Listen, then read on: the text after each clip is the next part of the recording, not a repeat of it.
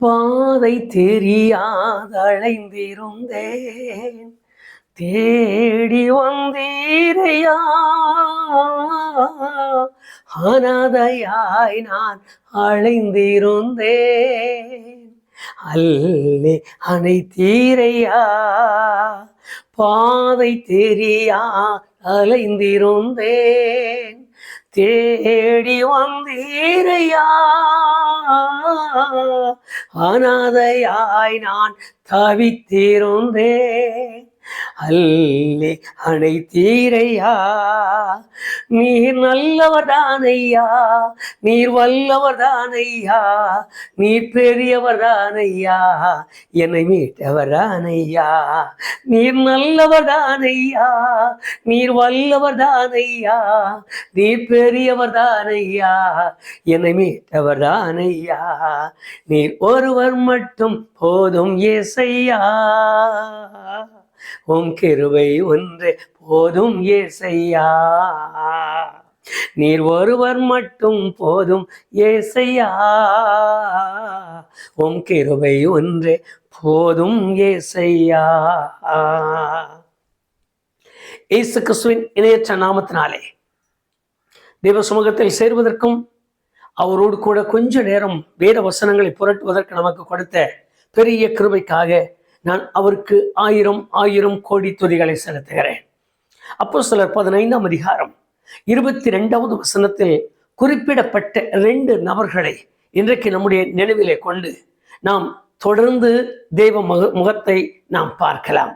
இங்கு அப்போஸ்தலர்கள் தங்கள் ஊழியங்களை ஆரம்பித்து அப்போஸ்தலனாகிய பவுல் ரட்சிக்கப்பட்ட பின்பு நடந்து வந்த விரிவான சுவிசேஷ வேலைகளில் அங்கங்கே ஓடி சுவிசேஷத்தை அறிவித்து கர்த்தருடைய நாமத்தை கனப்படுத்தி மகிமைப்படுத்தி தங்களுக்கு கொடுக்கப்பட்ட தாங்கள் அழைக்கப்பட்ட அழைப்பை உணர்ந்து தங்களுக்கு கொடுக்கப்பட்ட வேலைகளை கருத்தோடு நிறைவேற்றி வந்த ஆதி பரிசுத்தவான்கள் இருந்த அந்த நாட்களில் எல்லா இடங்களிலும் சபைகளில் அன்றைக்கு இன்றைக்கு இருக்கிறது போலவே பலவிதமான குழப்ப உபதேசங்களும் குழப்பமான பிரச்சனைகளும் சபைகளுக்குள்ளே அங்கங்கே இருக்கிற சிக்கல்களும் நெருக்கங்களும் அப்போஸ்தலருக்கு அறிவிக்கப்பட்ட அந்த சமயத்தில் அப்போஸ்தலர்கள் ஒன்று கூடி என்ன செய்வது, எப்படி தம்முடைய ஜனங்களை கர்த்தருடைய ஜனங்களை திடப்படுத்துவது, தேற்றுவது, அவர்களுக்கு என்ன வார்த்தைகளை சொல்லி ஆறுதல் படுத்துவது, அவர்களை எப்படி இந்த விசுவாசத்தில் வளர்த்துவது என்று உட்கார்ந்து யோசிக்க தொடங்கினார்கள். அந்த சமயத்தில் அவர்களுக்கு எல்லாருக்கும் ஒரு நல்ல யோசனை கிடைத்தது. நம்முடைய சகோதரர்கள் இவ்வளவு பேர் நாம் கூடியிருக்கிறோம், நமக்குள்ளே விசேஷித்த ஆட்களை நியமித்து அந்த பட்டணத்திற்கு அனுப்பி அங்கு அவர்களை திடப்படுத்தவும் தேற்றவும் அவர்களை ஆறுதல் படுத்தவும் வேண்டும் என்று முடிவு செய்தார்கள். இந்த முடிவு அப்போஸ்தலர்கள் எல்லாரும் அவர்களோடு கூட இருக்கிற அருமையான சகோதர சகோதரிகளும் அந்த தேர்ந்தெடுக்கப்பட்ட கர்த்தருடைய பிள்ளைகளும் முன்னதாக சுவிசேஷத்தை அறிவிக்க கர்த்தருடைய நாமத்தை கனம் பண்ண ஊழியத்தில் பயன்பட்டு கொண்டிருந்த கர்த்தருடைய பிள்ளைகளையும் அவர்கள் கலந்து ஆலோசிக்கும் பொழுது அவர்களில் 2 பேரை தெரிந்தெடுத்தார்கள். பர்சபா என்று சொல்லுகிற யூதா என்கிறவரையும் சீலா என்கிறவரையும் தெரிந்து கொண்டார்கள். இவர்களை குறித்து எழுதின அந்த வார்த்தையைத்தான் இன்றைக்கு நம்முடைய நினைவிலே நாம் கொண்டு வந்து கர்த்தருடைய முகத்தை பார்த்து நாம் அதற்காக ஸ்தோத்தரிக்கவும் விண்ணப்பிக்கவும் கடனாளிகளாய் நிற்கிறோம். இந்த 2 அருமையான கர்த்தருடைய பிள்ளைகளை குறித்து அதில் எழுதின விசேஷமான வார்த்தைகள் அந்த சகோதரர்களுக்குள்ளே விசேஷித்தவர்களாக காணப்பட்ட பர்சபா, யூதா என்று சொல்லுகிற சீலா என்று சொல்லுகிற அருமையான கர்த்தருடைய பிள்ளைகள் அவர்களை குறித்து அப்படி எழுதியிருக்கிறது. விசேஷித்த விதமாய் காணப்பட்டவர்கள் என்று. அருமையான கர்த்தருடைய பிள்ளையை சில நேரங்களில் நாம் சில வார்த்தைகளை கவனமாய் கவனிக்க வேண்டியவர்களாய் நிற்கிறோம்.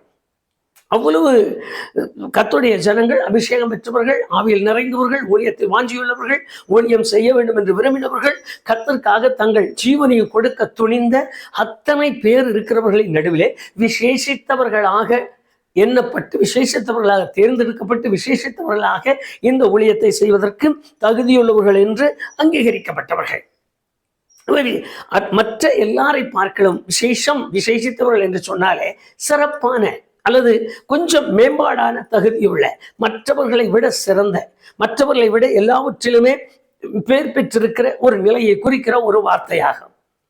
அப்ப தேவன் மற்றவர்களையும் இவர்களையும் ஏன் இப்படி அவர்களுக்கு இவர்களுக்கும் பெயர் சொல்லி கூப்பிடுகிற போல செய்தார்? அவர்களை விட இவர்கள் விசேஷித்தவர்களா?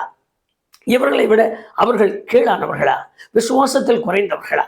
இப்படி சில வார்த்தைகளை எல்லாம் கேட்கும் பொழுது ஒரு காரியத்தை நாம் மறந்து விடக்கூடாது. தேவன் நம்மை அழைத்த அழைப்பே எல்லாவற்றிற்கும் விசேஷித்தவர்களாய் நிலைநிறுத்தும்படியாக. ஒரு நிமிஷம் என்னோடு கூடவே சேர்ந்து இந்த காரியங்களை எல்லாம் யோசியுங்கள். நான் சபைக்குள்ளே நிற்கிறோம். சபையிலே சில நேரங்கள் அங்கத்தினர்களாக, சில நேரம் சபைக்கு போகிறவர்களாக, சில நேரம் மூப்பர்களாக, சில வேலைகளில் சுவிசேஷகர்களாக, பாடுகிறவர்களாக, இப்படி பல விதப்பட்ட வேலைகளை செய்கிற மக்களாய் நாம் நிற்கிறோம். இப்படி நிற்கிறவைகளே நான் எதில் விசேஷித்த விதமானவன் என்கிற ஒரு சிந்தனை நமக்குள் இருக்குமானால், இன்றைக்கு இருக்கிற சிந்தனை வித்தியாசமானது. நான் இந்த சிந்தனையை சொல்லவில்லை. பாட தெரிஞ்சா தாளந்துன்றாங்க, படிக்க தெரிந்தா அது எனக்கு தாளந்து, கித்தார் போட தெரிஞ்சா அது எனக்கு தாளந்து. கர்த்தர் கொடுத்த வரம். கர்த்தர் இந்த ஊழியத்திற்கு தான் என்னை அழைத்தார்.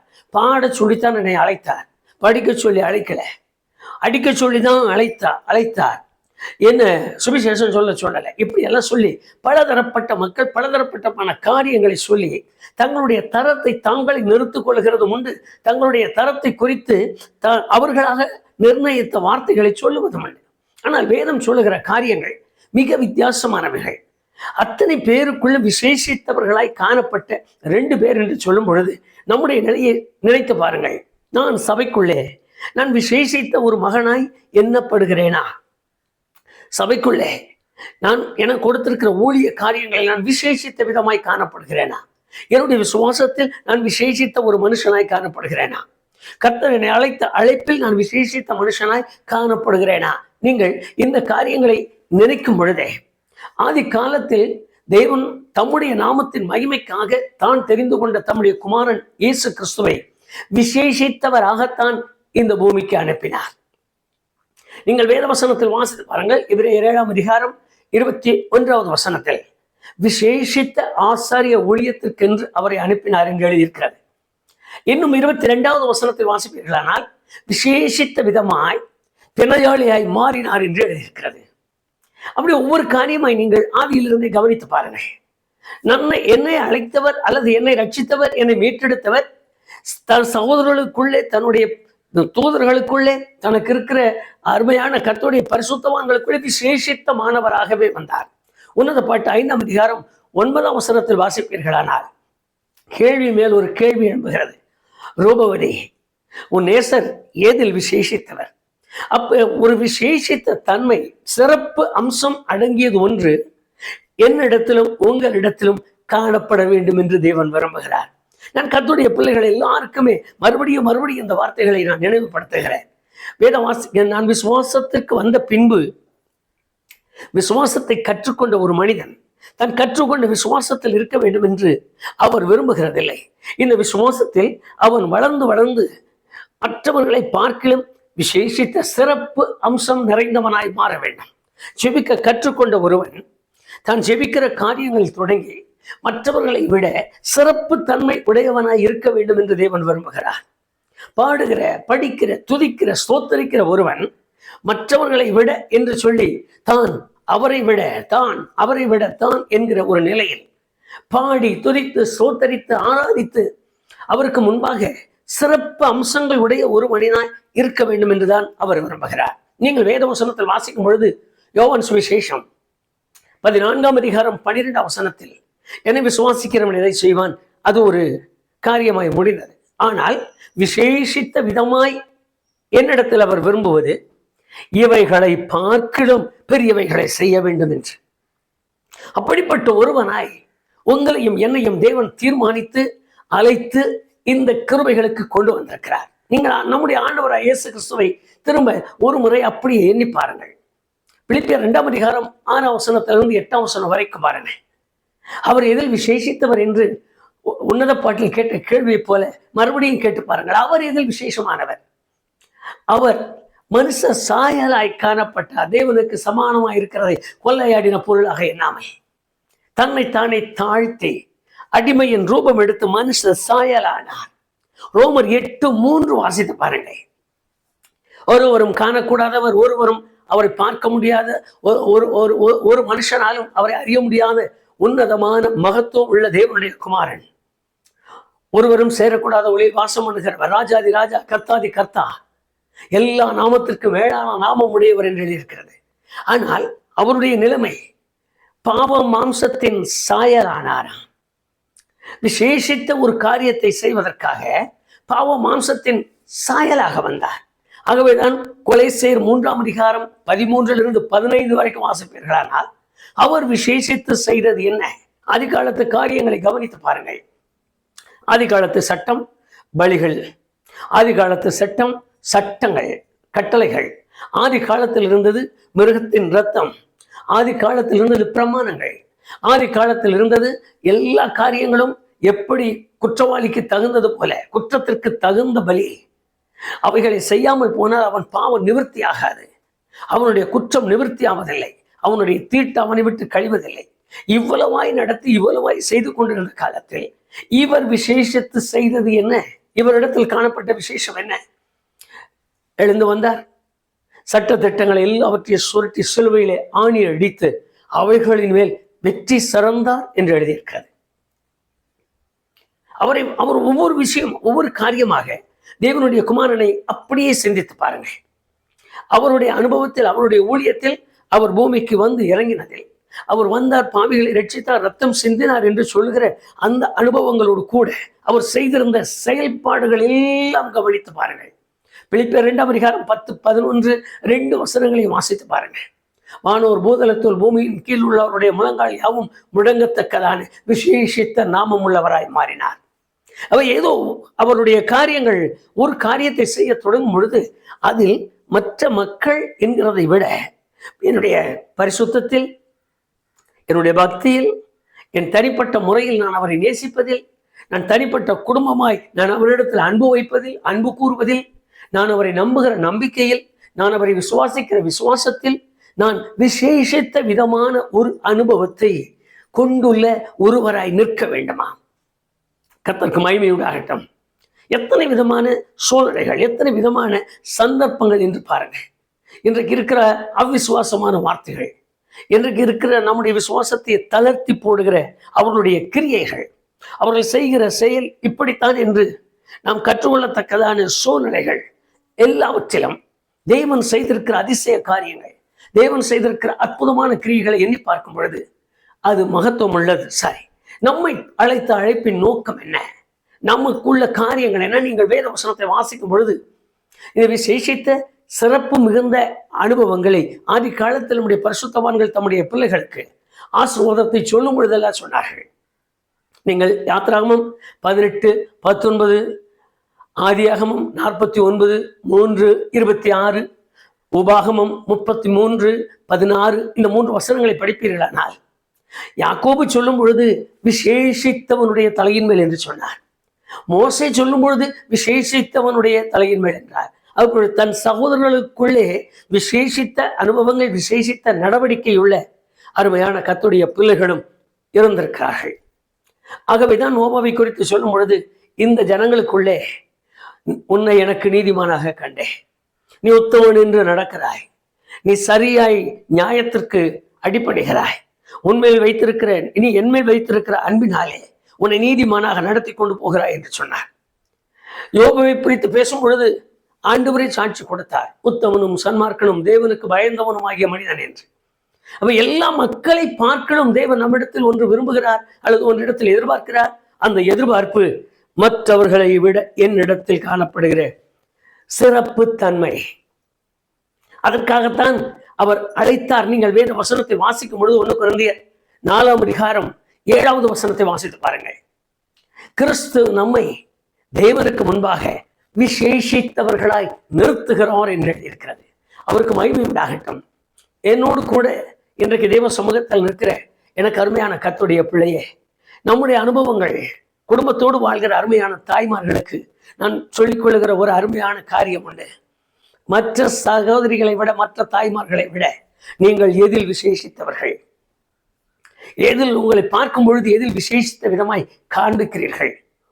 மற்றவர்கள் செய்வதை விட நாகரிகம், மற்றவர்கள் செய்வதை விட வித்தியாசமான செயல், மற்றவர்கள் செய்வதை விட வேறுபட்ட நிலை. கிறிஸ்தவர்களுக்கும் மற்றவர்களுக்கும் வித்தியாசம் இருக்காது. மற்ற மக்களோடு கூட பழகிற பழக்கத்துக்கும் நாம் அவர்களிடத்தில் பழகிறோம் வித்தியாசம். எல்லாம் ஒரே போல, செயல்பாடு ஒன்று, பேச்சு ஒன்று, நடைமுறை ஒன்று, உடைநடை பாவனைகள் ஒன்று, செயல்முறைகள் எல்லாமே ஒன்று போல. கேட்டால் இது எங்கள் பழக்கம், இது எங்களுக்கு உண்டு. நீங்கள் எஸ்தரின் காலத்துக்கு வாருங்கள். எஸ்தரை குறித்து ஆமான் சாட்சி சொல்லும் பொழுது ராஜாவிடத்தில் போய் பேசுகிறான். அரசே, நம்முடைய பட்டணத்திற்குள் ஒரு விதமான ஜனங்கள் பரவி இருக்கிறார்கள்.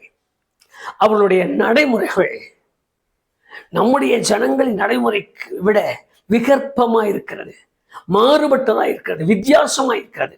செயல்பாடு முறைகள் எல்லாம் வேறுபட்ட காரியமாய் நிற்கிறது என்றார். என்னை கேட்டுக்கொண்டிருக்கிறேன் அருமையான கர்த்தருடைய பிள்ளைகளுக்கு நான் தெளிவான காரியங்களை சொல்ல முடியும். நான் எதில் விசேஷித்தவன்? நான் எந்த விதத்தில் என்னுடைய வித்தியாசத்தை தேவனுக்கு காண்பிக்கிறேன்? நான் எந்த சூழ்நிலையில் என்னுடைய மாறுபாட்டை தேவனுக்கு காண்பிக்கிறேன்? மாறுபட்ட ஜீவியத்தை, என்னுடைய பரிசுத்த ஜீவியத்தை எப்படி காண்பிக்கிறேன்? என்னுடைய உள்ளான மனிதனுடைய புதுப்பித்தலை நான் எப்படி காண்பிக்கிறேன்? என்னுடைய உள்ளான மனிதனின் காரியங்களை நான் எப்படி வெளியே கொண்டு வந்து என் ஆண்டவருக்கு முன்பாக நான் விளங்க பண்ணுகிறேன்? இந்த ஒரு நிலை நம்மிடத்தில் ஆழமாய் பதிகிறதாய், ஆழ சிந்திக்க வேண்டியதாய் இருந்தால்தான் நான் என் வாழ்க்கையில் ஒரு வித்தியாசமான விசேஷித்த விதமான காரியத்தை காண்பிக்க முடியும்.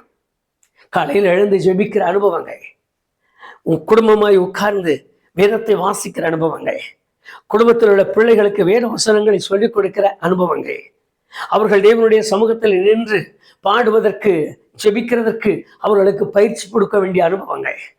வயது பெரிதா இருக்கும். 75 வயது நான் இந்த ஆலயத்தில் சேர்ந்து எனக்கு 65 வயது, 75 வயது முடிந்தது. நான் இங்கே தான் இருக்கிறேன் பெருமையாய் சொல்வார்கள். ஆனால் வாய் திறந்து ஜெபிக்க தெரியாது, ஒரு வார்த்தை மற்றவர்களுக்காக சொல்ல தெரியாது. அந்த ஜெபத்திற்கு இடையிடையே வருகிற திணறல் திக்குகள், அதற்கு இடையே போடுகிற அவர்களாக திரித்து விடுகிற வார்த்தைகளை இன்னும் பொழுது ஆச்சரியமாயிருக்கு. இத்தனை வருஷ கிறிஸ்தவ வாழ்க்கை இதுதானா? நான் மறுபடியும் சிந்திப்பதற்கும் மறுபடியும் யோசிப்பதற்கும் சொல்லுகிறேன். என் வாழ்க்கை எந்த விதத்தில் ஆண்டவருக்கு முன்பாக விசேஷித்த விதமாய் காணப்படுகிறது? நான் இதுவரைக்கும் தேவனை தொழுது கொண்டிருக்கிற தொழுது கொள்கையில் ஏதில் நான் விசேஷித்த விதமாய் நிற்கிறேன்? இந்த அனுபவத்தை நீங்களும் நானும் சிந்திக்க தொடங்கினாலே எல்லாமே ஒரு பெரிய மாற்றம் வரும். இதுவரைக்கும் நான் விசேஷித்த விதமாய் தேவன் என்னை பார்க்கிறார். இயேசு கிறிஸ்து பிரசங்கிக்கும் பொழுது ஒரு வார்த்தையை சொன்னார். மத்தேயு சுவிசேஷம் 6ஆம் அதிகாரம் 20, 30, லூக்கா சுவிசேஷம் 12, 24, 26, மத்தேயு சுவிசேஷம் 10, 31, இந்த வார்த்தைகளை எல்லாம் கொஞ்சம் உங்களுடைய மனதிற்குள் கொண்டு வந்து வாசித்து பாருங்கள்.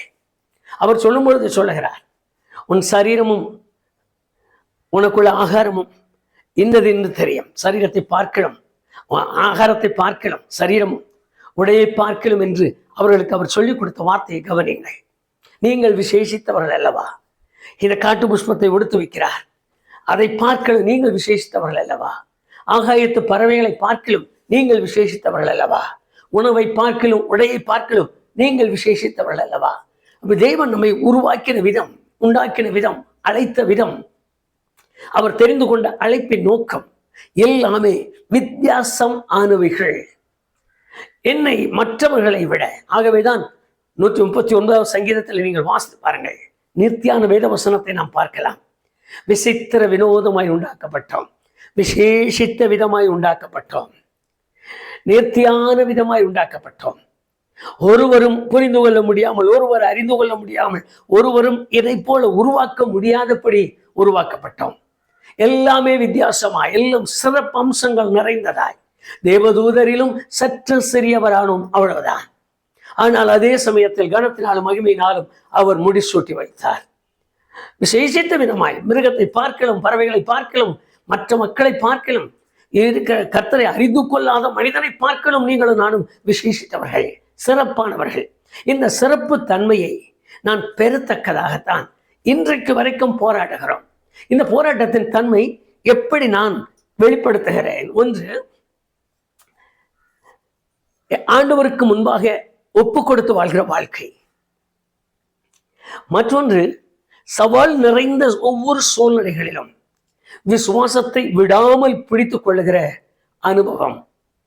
மூன்றாவது, போராட்டங்கள், நெருக்கங்கள், உபத்திரவங்கள், வியாதிகள், மரணமே வருகிறதானாலும் அவரை விட்டு விலகாமல் இருக்கத்தக்கதான முடிவெடுக்கப்பட்ட ஒரு நிலை. இவைகள் எல்லாம் கர்த்தருடைய மனுஷனுக்கு உண்டாயிருக்கிற சிறப்பு தன்மைகள். கர்த்தருக்கு மகிமை உண்டாகட்டும். இது மாத்திரமல்ல, இன்னொன்று, கர்த்தருடைய ஜனங்களாய் இருக்கிற நாம், கர்த்தருடைய பிள்ளைகளாய் இருக்கிற நாம், நம்முடைய வெளிப்படையான அனுபவங்களில், நம்முடைய நடக்கைகளில் மற்றவர்களுக்கு முன்பு சாட்சியுள்ளவர்களாய் நிற்க வேண்டியது, அதுதான் நம்முடைய எல்லா அம்சங்களிலும் மிகவும் சிறந்த ஒன்று. இந்த சாட்சியின் அனுபவம் நம்மிடத்தில் உண்டாயிருக்கிறதா என்று கேட்கும் பொழுதே நம்மை குறித்து தெரியும். நம்மை குறித்து தெரியும். எனக்கு தெரிந்த ஒரு அருமையான கர்த்தருடைய மனுஷன் ஒரு சபை ஒன்று ஏற்படுத்தினார். பக்கத்தில் ஒரு மளிகை கடைக்காரர் இருந்தார். பையன் ஏதோ, இவருடைய பையன் ஆராதனை நேரத்தில் போய் ஏதோ கேட்டிருக்கிறான். அவர்கள் அவ்வளவு சரியாய் பதில் சொல்லலை, கொடுக்கல போல இருக்கு. மறுபடியும் எடுத்திருப்போம் போல இருக்கு, அடிச்சிட்டாங்க. பையன் அழுதுட்டே வந்தான். அவர் அங்கியோடு நிற்கிறார். நடந்த சம்பவத்தை சொல்லுகிறேன். அங்கியோடு இருக்கிறார். நேரம் கடைக்கு போனார். யாரிட என் பையன் அடிச்சது? ஒரே ஒரு வார்த்தை. இந்த வார்த்தை சொல்லி அடுத்த நிமிடம் ஆன கதை பரிதாபமான கதை. சொல்ல முடியாத துயரம் சம்பவம். அங்கி போட்டிருக்கேன், இல்லை விட்டால் அப்படின்னு சொல்லிட்டு அங்கிய கலட்டி பக்கத்தில் போட்டார். கெட்ட வார்த்தை ஆரம்பித்தார் பாருங்க. அருகில இருந்து தட்டி கொடுத்து, பொறுங்கையாங்க, இல்லை இவங்களுக்கு இப்படி பேசலைன்னா புத்தி வராது. பாஸ்டர்னா கீழ்த்தரமாக நினைச்சிட்டாங்களா? பாஸ்டர்னா ஒன்றும் இல்லாமல் நினைச்சிட்டாங்களா? பாஸ்டர்னா எதை சொன்னாலும் கேட்டுக்கோன்னு நினைச்சிருக்காங்களா? இவ்வளவு வேகமாகி போனார். அருமையானவர்களே, மற்றவரை பார்க்கணும் நம்மிடத்தில் அவர் சிறப்பு தன்மை ஒன்றை எதிர்பார்க்கிறார். அந்த சிறப்பு தன்மை நம்முடைய சாட்சியின் ஜீவியம், நம்முடைய சாட்சியின் அனுபவம். எப்படி ஒரு நிமிஷத்திற்கு வந்து விடுங்க. 2 பேரை தெரிந்து கொண்டார்கள். 2 பேரும் விசேஷித்தவர்கள், சிறப்பு தன்மையுள்ளவர்கள் இருக்கிற அவ்வளவு பேரிலும். இதையே அப்படியே யோசியுங்கள். இருக்கிற கர்த்தர் நம்மை வைத்திருக்கிற சபையிலே, கர்த்தர் நம்மை வைத்திருக்கிற குடும்பத்திலே, கர்த்தர் நம்மை வைத்திருக்கிற இடத்திலே நான் சிறப்பு உள்ள ஆளாய் நிற்கிறேனா? ஏதாகிலும் சிறப்பு அம்சங்கள் உள்ள ஆளாய் நிற்கிறேனா? அந்த அம்சங்கள் என்னிடத்தில் எப்படி காணப்படுகிறது? ஒருவேளை தேவன் இறங்கி வந்து தேடுவாரானால், நான் சிறப்பு ஆள், சிறப்பு பெற்றவனால், நான் சிறப்பு மிக்க செயலுள்ள ஆள் என்று என்னை குறித்து அவர் சாட்சி சொல்லி என்னை தெரிந்திருப்பாரா? இப்படி ஒரு சில நேரங்கள் நம்ம யோசித்து பாருங்கள். நம்முடைய காரியங்கள் எல்லாம் ஜெயமுள்ளதாய் மாறிவிடும். காரணம், நான் விசுவாசிக்கிறதை அவர் எனக்கு செய்ய வல்லவர், நான் கேட்கிறதை அவர் கொடுக்க வல்லவர், நான் பேசுகிறதை கேட்க வல்லவர், நான் என்ன காரியம் சொன்னாலும் அதன்படி அவர் கீழ்ப்படிந்து செய்வதற்கு அவர் வல்லவர், அவர் தாழ்மையுள்ளவராய் இருக்கிறார். அப்படி ஒருவரை நான் பெற்றுக்கொண்டு என்னிடத்தில் இருக்கிற சிறப்பு தன்மை என்ன என்று கேட்டால், என்னை குறித்து வேறு விதமாய் சொல்ல தொடங்கினால், எப்படி என்னுடைய அனுபவங்கள், எப்படி என்னுடைய ஆவிக்குரிய ஜீவியங்கள். நான் மறுபடியும் சொல்லுகிறேன், என்னிடத்தில் உள்ள ஒரு சிறப்பு தன்மை என்ன நான் யோசிக்க தொடங்கினால், ஒன்று, பரிசுத்த ஆவியின் அபிஷேகம் என்பது மிக தேவையான ஒன்று, அவசியமான ஒன்று. என்னிடத்தில் அந்த சிறப்பு தன்மை இருக்கா? நான் ஞானஸ்நானம் பெற்றுக்கொண்டேன், யாரும் கொடுத்திருக்காங்க, நான் ஞானஸ்நானம் பெற்றுக்கொண்டேன், அது நல்லது. ஆனால் என்னிடத்தில் இருக்கிற சிறப்பு தன்மை என்ன? ஆவிக்குரிய நிலையில் ஆவிக்குரியவனாக, ஆவிக்குரிய பிள்ளையாக, ஆவிக்குரிய மனுஷனாக, ஆவிக்குரிய செயலுள்ளவனாக நான் வாழ்வதற்கு எனக்கு தேவையான பரிசுத்த ஆவியானவரின் அபிஷேகம் என்னை நிறைத்திருக்கிறதா? நான் இந்த அபிஷேகத்தில் நிரம்பி இருக்கிறேனா? நான் ஒரு காரியத்தை உங்களுக்கு தெளிவாய் சொல்லுகிறேன். யார் என்ன சொன்னாலும் சரி, அந்த காரியங்களை குறித்து மனதில் போட்டுக்கொள்ள வேண்டாம். நான் சொல்லுவதெல்லாம் கேட்டு பாருங்கள், அவர் கொடுப்பார். காரணம், ஒரு காலத்தில் நான் பரிசுத்த ஆவியின் அபிஷேகம் இல்லை என்று பிரசங்கித்தவன். ஒரு காலத்தில் நான் தேவனுடைய ஆவியானவருக்கு விரோதமாகவே துரோகமான பேச்சுகளை பேசினவன். அற்புதங்கள், அடையாளங்கள் செய்கிறவர்கள் அவர்களை குறித்து சொல்லும் பொழுதெல்லாம் இது அல்ல என்று மறுதளித்து ஆதாரம் உள்ள வார்த்தைகளை காட்ட வேண்டும் என்று வைராக்கியம் கொண்டு எழுந்தவன். ஆனால் இன்றைக்கு அந்த தெய்வீக மகிமையினால் நிரம்பினேன்.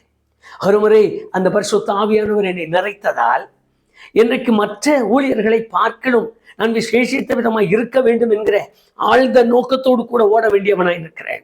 காரணம், என்னை தெரிந்து கொண்டவர்.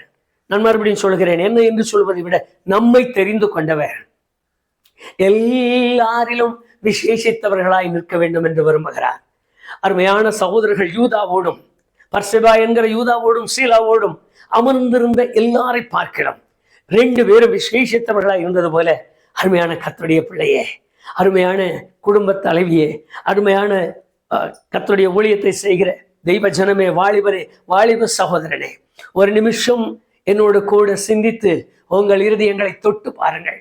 நான் மற்றவர்களை விட என் ஜெப வாழ்க்கையில், என் ஆவிக்குரிய வாழ்க்கையில், என் பரிசுத்தத்தில், என் நீதியில், என் உத்தமத்தில், என்னுடைய வார்த்தையில், என்னுடைய பேச்சில், என்னுடைய நடைமுறையில், என் சாட்சியின் வாழ்வில் நான் விசேஷித்தவனாய் நிற்கிறேனா? நான் மாறுபட்டவனாய் நிற்கிறேனா? நான் சிறப்புத்தன்மையுள்ளவனாய் நிற்கிறேனா? அதை ஒன்றை மாத்திரம் யோசித்து இப்பொழுது கூட கரங்களை ஏந்தி கேட்கலாம். ஐயா, அந்த 2 பேரை போல முழு சபைக்குள்ள, முழு வாலிபர்கள் அடங்கிய இடத்தில், முழு முதியவர்கள் அடங்கிய இடத்தில் அவர்கள் சிறப்புள்ளவர்களாய் இருந்தது போல, என்னையும் நான் இருக்கிற இடத்திலே, என் வீட்டிலே, என் சபையிலே என்னை சிறப்பு உள்ள மனிதனாய், என்னை சிறப்பான மனிதனாய், என்னை விசேஷித்த விதமான அபிஷேக ஆவி பெற்றவனாய், நான் தேவனுடைய சிறப்பான காரியங்களில் முதல் நிற்கிறவனாய் என்னை மாற்றி தாரும் என்று சொல்லுகிற ஜெபத்தோடு கூட நாம் அவர் கையில் அர்ப்பணிக்கலாமா? நல்ல பிதாவே, இந்த வேலைக்காக நாங்கள் உமக்கு நன்றி சொல்கிறோம். உம்முடைய அளவற்ற கிருபையினாலே நாங்கள் வேதத்திற்கு முன்பாக நின்றோம். 2 பரிசுத்தவான்களை கவனித்தோம், 2 ஊழியர்களாய் கவனித்தோம், 2 சுவிசேஷர்களாய் கவனித்தோம். அவர்கள் இருந்த அவ்வளவு பெரிய கூட்டத்திற்குள்ளாக இவர்கள் விசேஷித்தவர்கள் என்று கர்த்தாவே அவர்களால் சகோதரர்களால் தேர்ந்தெடுக்கப்படும்படி இவர்கள் மேல் தங்கியிருந்த விசேஷித்த விதமான கிருபை, விசேஷித்த விதமான ஆவியின் வரங்கள், விசேஷித்த விதமான ஆவியின் கனிகள், விசேஷித்த விதமான பிரசங்க காரியங்கள், விசேஷித்த விதமான கடிந்து கொள்ளுதல், விசேஷித்த விதமான புத்தி சொல்லுகிற அனுபவங்களை நாங்கள் இப்பொழுது உணர்ந்தோம். அப்படியானால் இப்பொழுதும் எங்கள் மேல் இறக்க வைப்பீராக. ஆண்டவரே, நாங்கள் இருக்கிற இடத்துல எந்த சூழ்நிலையில் இருந்தாலும் நாங்கள் விசேஷித்த விதமானவர்களாய் மாறும்படியாக எங்களுக்கு தேவையான தேவனுடைய ஆவியின் அபிஷேகத்தை எங்கள் மேல் இறங்க பண்ணுவீராக. எங்கள் மேல் அந்த அபிஷேகம் உண்டாகும்படி உம்முடைய மகிமையுள்ள கரத்தை வைத்தரணும். ஆண்டவரே, நாங்கள் எங்களோடு கூட இருக்கிற எல்லா விசுவாசிகளை பார்க்கலாம். எங்கள் பக்தியில், எங்கள் பரிசுத்தத்தில், எங்கள் வைராக்கியத்தில், எங்களுடைய நம்பிக்கையில், நாங்கள் பறந்து போகிற மறுரூபமாக்கப்படுகிற தன்மையில் ஒவ்வொரு நாளும் விசேஷித்த விதமானவர்கள் என்று பேர் பெறத்தக்கதாக எங்களை தூக்கி நிறுத்துவீராக, எங்களை உயர்த்துவீராக. உமது நிறைந்த கிருபை எங்கள் ஒவ்வொருவர் மேலும் தங்கி இருக்கும்படியாய் நாங்கள் ஜெபிக்கிறோம். அதோடு கூட ஆண்டவரே, விசேஷித்த விதமான சாட்சியுள்ளவர்களாய் வாழ வேண்டும் என்று நோயோடு, சங்கடத்தோடு, உபத்திரவத்தோடு, வேதனைகளோடு, வியாதிகளோடு கூட நான் ஒரு விசேஷித்த விதமாய் உமக்காக நிற்க வேண்டும் என்கிற வைராக்கியத்தோடு வாழ்ந்து கொண்டு உபத்திரவங்களை சகித்து கொண்டிருக்கிற பிள்ளைகளுக்காக நாங்கள் ஜெபிக்கிறேன். ஆண்டவரே, அவர்கள் மேல் இறக்க வைப்பீராக. யாரெல்லாம் அப்படிப்பட்ட அனுபவத்தில் இருந்து ஆண்டவரே என்னை இவர்களுக்கு முன்பாக ஒரு சிறப்பான மகனாய், சிறப்புள்ள பிள்ளையாய் மாற்றித்தாரும் என்று கேட்கிறார்களோ அவர்கள் மேல் இறக்கமையும் உமது அன்பு அவர்களை சூழ்ந்திருக்கட்டும். கர்த்தாவே, எல்லாவற்றிலும் ஒரு விசேஷித்தமான மக்களாய் உம்முடைய பிள்ளைகள் காணப்படும்படி அவர்களை உமக்கென்றும் உம்முடைய நாமத்தின் மகிமைக்கென்றும் நீர் உறுதிப்படுத்தித்தாரும், நிலைப்படுத்தித்தாரும். அவர்கள் உண்மையிலே விளங்கொண்டு வாழ்வதற்கு, உமக்குள்ளாக நிரந்தரமானவர்களாய் நிற்பதற்கு, தங்கள் விசுவாசத்தில் உறுதியாய் நின்று தெய்வீக மகிமையை காண்பதற்கு அவர்களை மாற்றித்தார். நான் செய்கிறவைகளை மாத்திரமல்ல, இவைகளிலும் பெரிதானவைகளை செய்வான் என்று விசேஷித்த விதமானவர்கள் என்று சுட்டி காட்டின அந்த மகிமை உம்முடைய ஒவ்வொரு பிள்ளைகளின் வாழ்க்கையிலும் சிறப்பு அம்சங்கள் நிறைந்ததாய் மாறட்டும், சிறப்பானவைகளாகவே மாறட்டும். எல்லாவற்றிலும் பேர் பெற்றவர்களாய் நிற்கும்படி உம்முடைய பிள்ளைகளை ஞானப்படுத்தும், ஆசீர்வதியும், கனப்படுத்தும். இயேசு கிறிஸ்துவின் நாமத்தில் ஜெபிக்கிறேன் பிதாவே, ஆமென். 2 பேரை விசேஷித்த விதமானவர்களாய் தெரிந்த தமது சபையை பலப்படுத்தும்படியாய் அனுப்பின தேவன் உங்களையும் ஒவ்வொருவரையும் அவருக்கென்று விசேஷித்த விதமான கிருபை பெற்றவர்களாய் மாற்றி தமக்கென்றும் தமது நாமத்தின் மகிமைக்கென்றும் நிலைநிறுத்துவாராக. ஆமென்.